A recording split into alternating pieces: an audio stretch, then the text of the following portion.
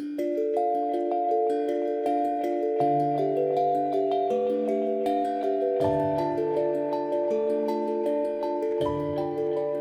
my friends, and welcome back to another episode of the Neurodiverging podcast. My name's Danielle Sullivan, and I am your host. I hope you're all doing well today. We are on a very casual podcast today, especially if you're watching this in the video, because I have lost my camera. We had all these tech issues. I bought a new camera, and now it is gone. It is gone. So if you're watching on the video, I apologize, and you can check out the podcast, audio only streaming, wherever you get your streams. That way you can go for a walk or do something fun or do the dishes, which are not fun, while listening instead of watching this terrible video production. And rest assured that if I do not find my camera soon, I will buy a new one. Thank you to my patrons for supporting this podcast today. It is still Autism Awareness Month, and I am trying to focus on autistic parents this month because I feel, and maybe this is just because it's me, and maybe this is a little selfish, but I feel like we don't get the support. Autistic women don't get the support we need. Autistic parents don't get the support we need. There's a lot of crossover between autistic women and autistic parents. So let's talk about it. Well, two of the most popular episodes that I have ever put out are the ones on PDA, which stands for pathological demand avoidance, or pervasive demand for autonomy, or there's other words for it too. Whatever you call it, those are the most popular episodes I think I've ever put out. And we have one where we interviewed Amanda Diekman before she was famous. Congratulations, Amanda, to all your success. And also one where I'm just talking about my experience parenting a PDA, or I have one PDA or autistic in my household who is a child and one who is me. So I have experience handling my own pervasive drive for autonomy and also experience parenting a PDAer. Anyway, we have a ton of comments on our two PDA videos on YouTube. So I'm going to take this episode to answer some of those comments, to talk about my experience and my understanding of PDA from my own lived experience and from my coaching experience working with other PDAers and working with my kiddo. And this will sort of be like a Q&A where you've already sent the Q's in by virtue of commenting. Thank you to those who comment on the YouTube videos. I know we are not a prize-winning production over here. Your comments tell the algorithm that you like this content and that you want to see more of it, and that gets it recommended to other folks who might find it supportive. So I really appreciate when you hit a like or you hit a comment or you subscribe on YouTube. It really helps us out. And I know every YouTuber says it, and it's because it's true. So thank you so much for your support. And thank you again to my patrons for making this content possible and for supporting us. If you would like to become a patron, help us out just by throwing a couple bucks in the pot every month and getting ad-free podcasts. Or if you're interested in our weekly, we have twice a week accountability body doubling groups that you can join us on Discord, or you can join our group coaching tier and come to two workshops a month and get support from your peers and support from me directly. We really appreciate our patrons, and we try to make it well worth your money. You can join us at patreon.com/neurodiverging if you're interested. Here are some comments on the PDA content that we have received that I would love to respond to.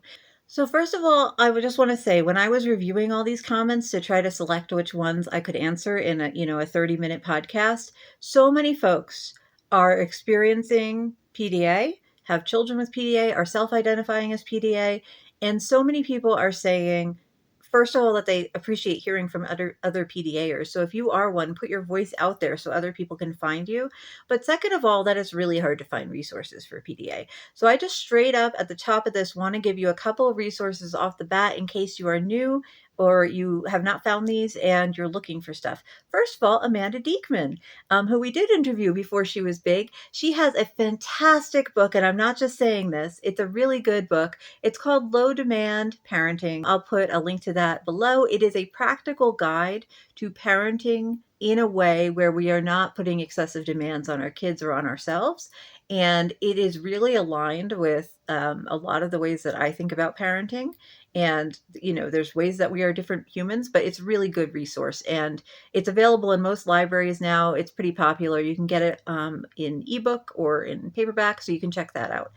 Another resource for PDA who's really good is Christy Forbes, who is, I believe, out of Australia and is an autistic PDA adult who is parenting PDA children. Christy, I think, has a podcast, has many, many, many webinars and other web resources on her website, has a very good class. I haven't taken it, but I've heard good things about her class, In Tune Pathways. So those are all things you can check out if you're interested. And then two other very good resources are the PDA Society out of the UK, which I believe is pdasociety.co.uk. They are my go-to resource for handouts for parents that I'm coaching, for educators who want to learn more about PDA.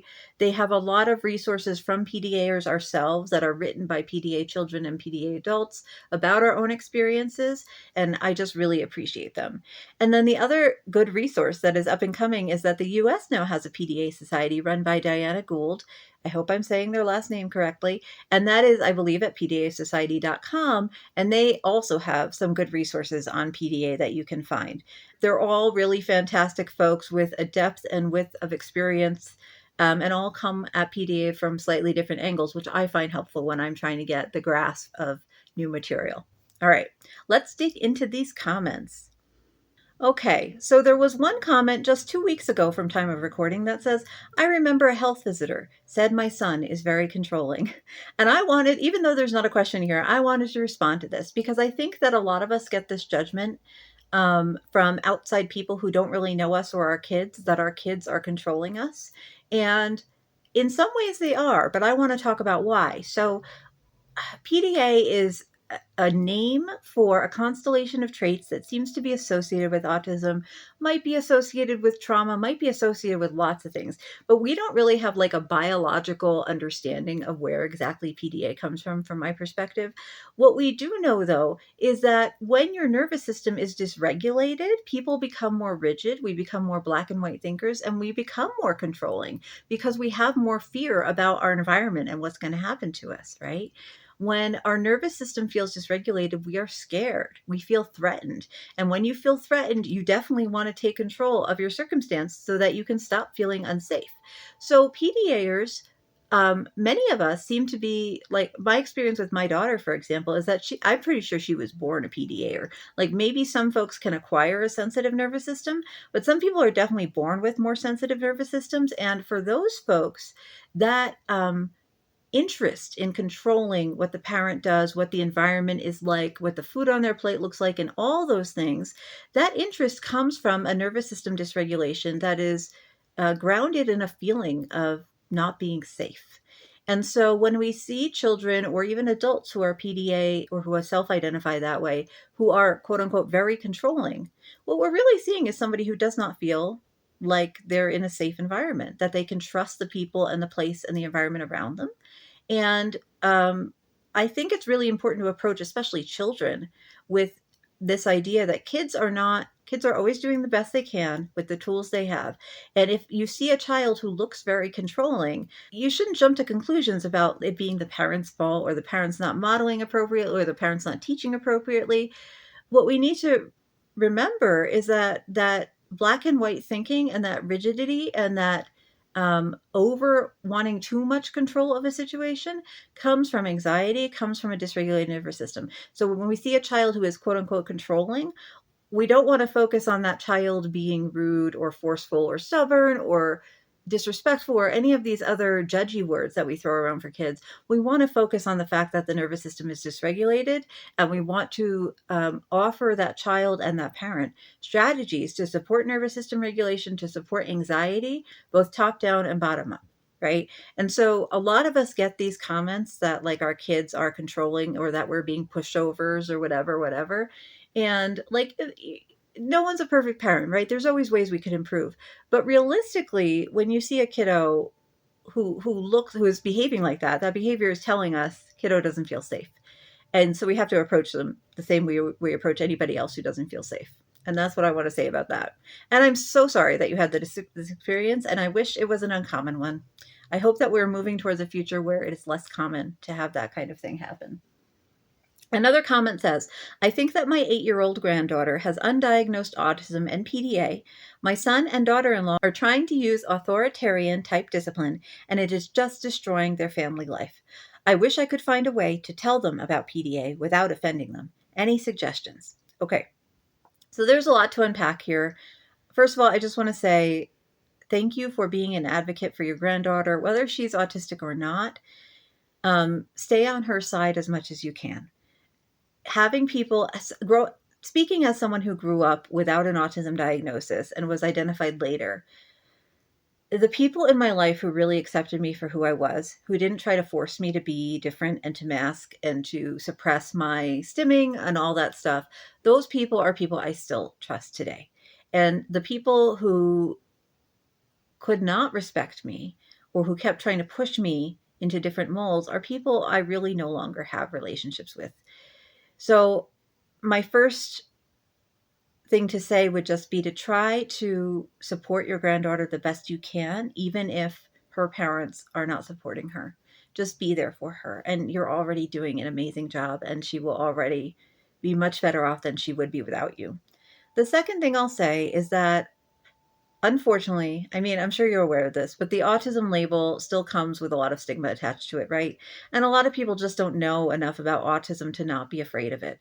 And so you say, oh, have you ever considered screening your child? And people hear, you think my kid is, less intelligent, quote unquote, stupid, incapable, disabled, like all these, again, judgment words that come with a neurology. So if you're bumping into that, then it might not be possible to directly suggest having her screened for autism.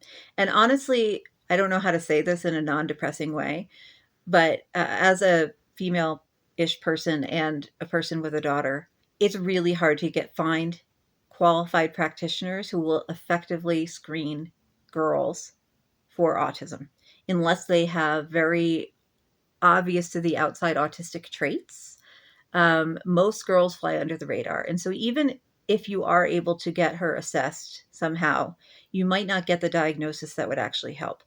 So what I would suggest instead, since this direct approach of maybe she's autistic is probably not going to work for you, I would offer tactical options for communication strategies that might be helpful for her or for your son and daughter-in-law, and maybe approach it depending on the kind of people they are. Okay, so here's like a quick view at coaching. Different people have different sets of values, right? It sounds like your son and daughter-in-law's values might be different than yours if they're parenting different than you did. So what is their value? What are their value sets? And can you think of a way, be creative, to make an argument towards getting their daughter more support that aligns with their values? So for example, if they are scientific people, can you say, hey, I read this really cool article on nervous system dysregulation. Do you want to read it? Right? If they're faith driven, right? Say they're Christian, Protestant Christian American, right? Then maybe their interest is in serving God. And so how can we best support their child to best be able to go to church and be the kind of person who's going to be able to, give service, right? So and these are sort of chunky, low quality examples because I don't know you and there's not a lot of information in this, but thinking through, well, what are some of your son's values that you are sure about? And how could getting their daughter support or changing their parenting style serve those values? That is how we move people. That is how we understand what they're interested in. And the other thing to point out is just to say that we know that authoritarianism doesn't really work very well as a parenting style. We have a lot of research that kids who are parented under authoritarian parenting tend to have less positive relationships with their parents in the long term. And so sometimes just pointing out gently, hey, I see you trying this tactic and it doesn't seem like it's working for you. Would you be interested in trying something different without a lot of labeling of let's move you from authoritarian to, authoritative or gentle or whatever? Instead of labeling these things for them, sometimes we can just go to the emotion and say, hey, this seems like it's causing a ton of stress for you and your kiddo and your partnership, your romantic relationship with your partner. what if we tried something different? And then you can introduce strategies that aren't really tied to autism as an identifier or authoritative parenting as an identifier. And that can be helpful too. And also, if this person randomly hears this and you want to email me with a little bit more information, I'm happy to help you brainstorm. That is part of what we do. Okay, the next one is a longer comment that I'm going to sort of shorten for the purposes of the podcast, but this person is in Northern Ireland, having a lot of trouble accessing assessments, appreciates the podcast. Thank you for listening. I appreciate you. And they said, thank you so much for these videos. It is helping me so much as a mother, but also my partner resists about him having, I think the child, having a neurodivergent brain, which results in a quote label. It can be very stressful dealing with that too, and teaching him how we should be dealing with our son's daily struggles. Good. Okay. So this label thing, I think this is like a straw man argument that a lot of neurotypical people throw up. And again, it's linked to ableism, right? Like we were talking about in the other one, that this word autistic feels scary to a lot of parents. You want your kid to grow up and have a good life and enjoy their lives and be able to access all the things that adults are supposed to be able to access. And when you have a disabled or autistic child, there's a sudden fear that they won't be able to do all that stuff because the world is ableist. And sometimes it's the first time that folks are really having to confront that. And when it's your own kid, it's scary, right? And so I just want to encourage you to, although I have been there and I've had a lot of clients who've been there, to try to have compassion for your partner and just know that I don't know you, but in most cases, both parents want the best for their kiddo. And your partner may be frightened of what that neurodivergent brain or what that diagnosis would mean for him, right? And we can push him to be more accepting, but we can also be compassionate for that struggle and that fear that he might be experiencing. The second thing I'll say around the label is that many neurodivergent people get labeled even before we're diagnosed. And we're labeled things like weird, off-putting, quirky, wrong, sometimes a bully, sometimes a crybaby. We get labels anyway. Humans like to assign labels to other people. If I had been labeled autistic in school, I probably wouldn't have been labeled all those other things, which really impeded my self-confidence and my understanding of myself as a young person. Kids are going to notice that they are different. Kids are extremely smart and perceptive. All children are extremely perceptive.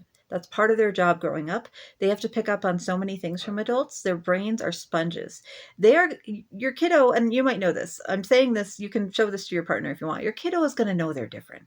We're going to know, right? So isn't it better to offer them a label that says, hey, you're normal. You're part of this group of people. This is their word, autistic or neurodivergent or whatever it is, rather than them accepting all these labels that other kids are going to give them and adults too. Labels like weird, wrong, flawed, right? I can't tell you the number of autistic adults, especially late identified ones, who have told me that they felt like an alien, that they felt like they were incorrect, like they were made wrong, right? So do you want your kid to feel like they're made wrong, or do you want them to be neurodivergent? Okay? That's what it comes down to for me. So yeah, it's scary to have a neurodivergent kid. And that is true, but you can handle fear. And there are things we can do to make your kid's life better. But if you don't accept who they are, then they're not ever going to be able to get away from those other labels that will harm them in the long term. Okay. Show that to your partner. I hope it helps. And just hang in there. Remember that although it's ideal if all of the parents can be on the same page, if even one parent is supportive of that kiddo's outcome is going to be so much better. So just keep doing what you're doing, and, don't feel like what you're doing doesn't matter just because another partner isn't on board, right? You still matter. What you're doing is going to make a huge difference to your kiddo's overall well-being. Okay. All right. To the folks who are worried about low demand parenting and reducing stressors for neurodivergent kids and what that will mean for them later in life when they're adults, here is a great comment that I just wanted to point out. This person says, I'm a late ID'd PDA adult, and this all really speaks to me, the podcast with Amanda Diekman. I grew up in a household that was naturally low demand, and one of the most profound aspects of learning about myself now is this immense gratitude at the way my parents did things. The empathy and respect my parents showed me, even when I was that 3-year-old having the popsicle meltdown, probably saved my life. We have thank you for your comment, first of all, by the way. And second of all, I just want to say that this kind of sentiment is echoed by a ton of PDA adults, people who now self-identify as PDA. Those of us who got the lower demand lifestyle, who had space to decompress, who were not being constantly pushed into high conforming roles, have had the best success as adults with regulating our own nervous systems. So if you're a parent listening to this and you're not PDA yourself, but you think a kiddo might be, remember that our society is by nature focused on production, right? Focused on how much can you get done in how little time. That is not human nature. That is capitalism. Capitalism is relatively new. All of the pressures we're receiving from society, they're not good for any human, right? And that's just science. But they're especially not good for a kind of nervous system that needs a lot of processing time and which maybe tends towards being more dysregulated than other nervous systems, right? If you're thinking of a range of regulation, no one's regulated all the time, but some of us can stay regulated pretty easily. And some of us, once we drop, have a really hard time getting back. This is all flexible and it changes through the lifetime and it changes depending on what's going on in the life. But just remembering that just because your PDA isn't going to soccer practice, is maybe not even getting out for school, is not brushing their teeth, is eating pretzels in the dark like Amanda's kid, does not mean anything about what they'll do as an adult. It's just the season. It's just where they are right now. It's just an immensely growing body and brain and nervous system trying to keep up with all the changes. By adulthood, most of us stabilize as our growth curve flattens out, right? And when your body and your brain are less demanding and taking less energy from you to stay stable, so many things open up. So by allowing your child or teen or young adult to regulate, even if that looks like hiding in their room with a screen longer than you would like them to, often we are doing them a service. Okay. And I know this is dependent on the individual human and all these things, but so many times parents are just completely different brains than their kids are. And it can feel like you must not be doing a good job because your kid is just not doing whatever everybody else's kid does. But that's because everybody else's kid who is neurodivergent is also hiding in the room with their screen. There's a lot more of us than you would think. And as a parent coach, I feel super honest in saying that because I see all the kids hiding in the rooms on the screen. The kids you see playing soccer are one contingent of kids. There's an equal number who are much more sensitive nervous systems and need a little bit more regulation time. And that is just as normal. All right. And last question. This one's very practical. This is wondering about screen time during the nighttime. And this is like slightly related to PDA, but I'm picking it because it has a bunch of thumbs up. So clearly people are concerned about this. Amanda talks about this in her book, and I think she has some screen resources on her website, so you should go check this out. I will say what I say when a client comes to me with concerns around screen. If we make screens special, if we treat them differently than we treat anything else in the house, then kids will treat them differently too. So if screen is special and you only get it sometimes and it's occasional, then kids are going to obsess over screen. And I can say this honestly, when my kids were very young, for my first child, we didn't do any screen time. In retrospect, I'm like, oh, you should have given yourself the screen time, Danielle. You really could have used the rest. But we didn't do any screen time until he was like 3. And then my daughter, we started earlier. We were still on minimal screen time until she was older. And now they are now 9 and 11. They choose how much screen they get. We stop at a certain time at night because we do have a bedtime because we all agreed together that we should have a bedtime. But they can use the screen as much as they want. What do I notice about them using the screen now? Yeah, they're on screen a lot, but they can drop it easily because they know that they can pick it up again whenever they want. So it used to be that when we had very tight screen time rules, that I would say, hey, do you guys want to go to the park today? And my daughter would be like, but what about our 2 hours of screen time? And be very concerned if we're missing it, right? That FOMO. But now that she can get it whenever, we can go out all day, every day if we wanted to. And no one will be worried because there's always going to be screen available. So this fear almost of screen is, in my opinion, overblown. And I also think that it's a straw man for this worry that your child will like turn into a unsocial zombie. Neurodivergent kids need regulation time. We need extra processing time. And many of us need more stimulus in order to process than neurotypical people do. Screen can be like meditation. I say this as someone who actually meditates. Screen can be like meditation or like driving for some neurodivergent kids and adults. Screen offers us a way to remain partially stimulated, but also able to process our days. And that's really important for our brains to function well. And so I just want to say, if you can reduce your anxiety about screens, you will see reduced anxiety in your kids around screens. Now, this person in particular is asking about nighttime screen limits, and there's not any other information here. It's just this one line wondering about screen limits during the nighttime. So it's really hard to give feedback. I would be interested to know the age of the child. I would be interested to know what are screen time limits during the day, if there are any. I would be interested to know if this kid is going to school. There's a couple different reasons that neurodivergent people seek out screens. So first of all is that piece I just said about it being regulating. The second piece is just same way neurotypical people seek out screens for avoidance. We avoid a lot because life is hard for us. And so sometimes if we see a kiddo who is really pushing screen limits, it's because they know if they go to bed and fall asleep, then they're going to have to get up and go to school, and school is the worst. And I'm not saying that facetiously. Like, school can be literally like torture for a lot of us. It's a lot of input and a lot of demands. And so sometimes kids will make a fuss about screen limits, but it's actually school or breakfast or something else going on the next day, right?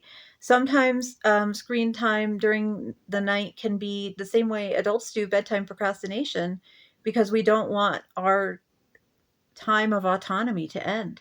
We need more freedom. And so sometimes a kid having trouble putting down the screen at the evening is about the kid not having enough autonomy in other aspects of their life. A kid needing more free time, more playtime, more regulation time. So all of these things can play a part when we think about going to bed, putting the screen down and go to bed. What I would say generally is that although there are kids who are incredibly dopamine driven and who kind of get stuck on screen, most of the time a kid who's stuck on screen, that's a symptom of something else. It's not actually the screen that's the problem. The screen might be contributing to the problem, right? But that in most cases, I wouldn't actually focus on, as a coach anyway, I wouldn't focus on the screen during that. I would look at everything else going into that nighttime. And I would look at, what is the kid saying around why they're not ready to turn screen off? What are their anxieties? What are their other stress points? What else is going on? Look at those first and solve some of those first, and I bet you the screen time delays and anxiety will reduce. Thank you so much for joining me today. I hope this is helpful. If you found this helpful, leave a comment or email me or a like or something so that I can do more comment Q&A reviews in the future. I'd be happy to. Thank you to everyone who comments on my videos. Again, I know we are not a major production over here, but I really appreciate it, and it really helps us out. Thank you again to my patrons for supporting us. If you'd like to become a patron and give me video ideas, we're still working on self-compassion this month, do any of that stuff, you can join us at patreon.com/neurodiverging. Thanks so much for being here with me, and please remember, we are all in this together.